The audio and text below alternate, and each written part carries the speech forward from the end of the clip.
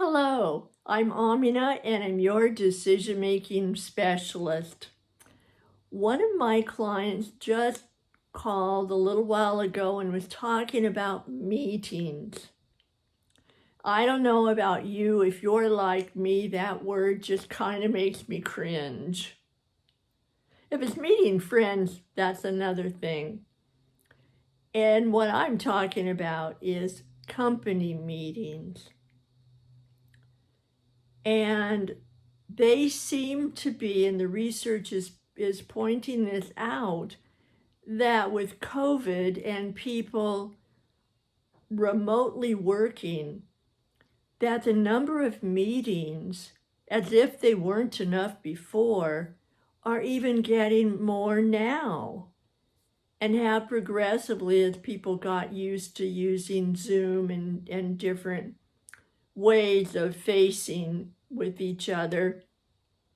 And he was talking about meetings with his local people, meetings overseas, and that it just seemed like that somebody had a thought, an idea, a question, or whatever. They set up a meeting.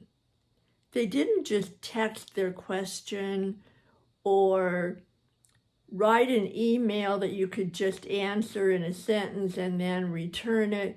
They set up a meeting.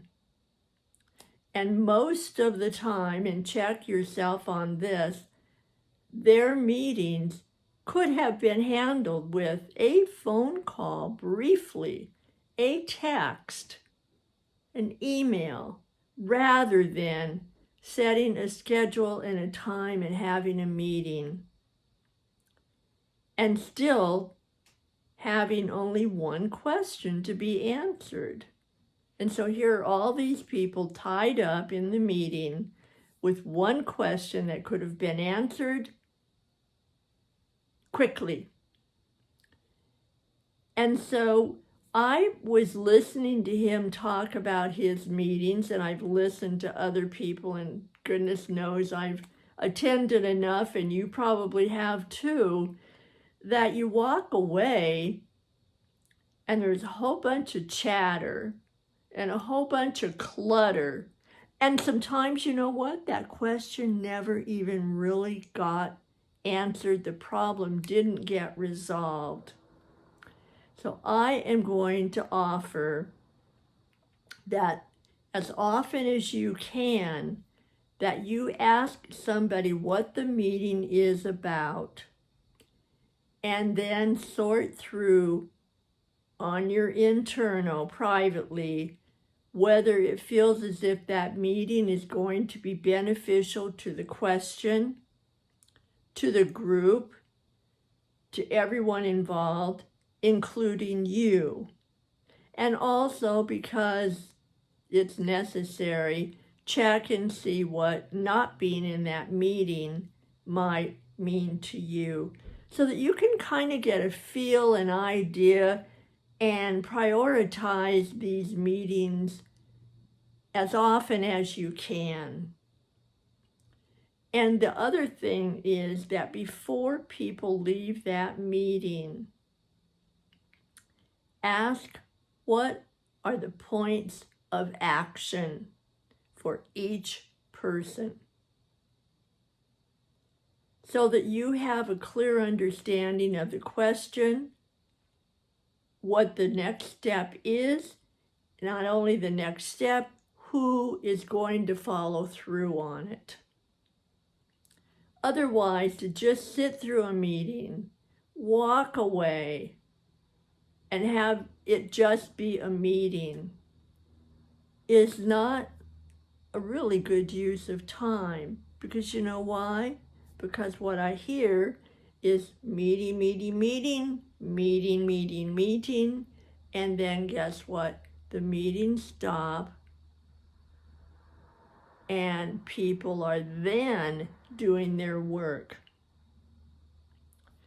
They're not getting paid extra to do their work and meet. Somehow they're supposed to weave those in.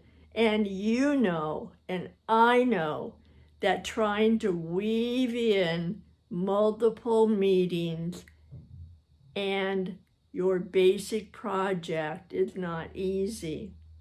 Now, I'm talking about him and about the company that he works for. This also happens if you have a meeting one-to-one with a friend and you're working on something, or you've made an agreement to plan this or plan that. Before you end that meeting, that discussion, that conversation, ask, okay, what are our points of action? And who of us, which one of us, is going to take that particular step? Are there any others that need to be done, and who will take those? So that there's a plan. There's also a way to measure that plan, because if it didn't get done or something came up and it couldn't be finished, then you know what the next step is, and you know what you maybe have to adjust in order for that to take place. It's the same thing if you have a meeting with your family. Maybe it's about the chores. Maybe it's about who's going to be cooking that week. Maybe it's about an activity. Before you end the discussion, make a decision as much as you can, and then you ask, okay, what are our points of action? This works in your family. This works if you're doing your studies at school.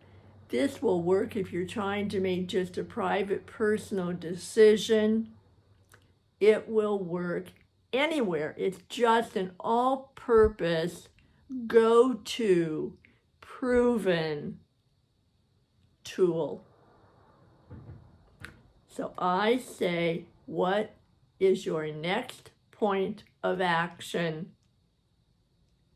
What I'm going to offer right at the moment is that your next point of action is to try it. Do it. Check it out for yourself. Fold it, blend it, synthesize it so that it fits you and what you want, so that when you write your story and your little committee goes chitter, chatter, chatter, chit, that it is in line with what you want in your life. After you have practiced, I am offering that you please put as an action step to take care of yourself and take care of everyone around you as best you can. That does not mean you do everything for them. That means that you take care of yourself so that they have an opportunity to take care of themselves. In the COVID, it means take every opportunity for you to be safe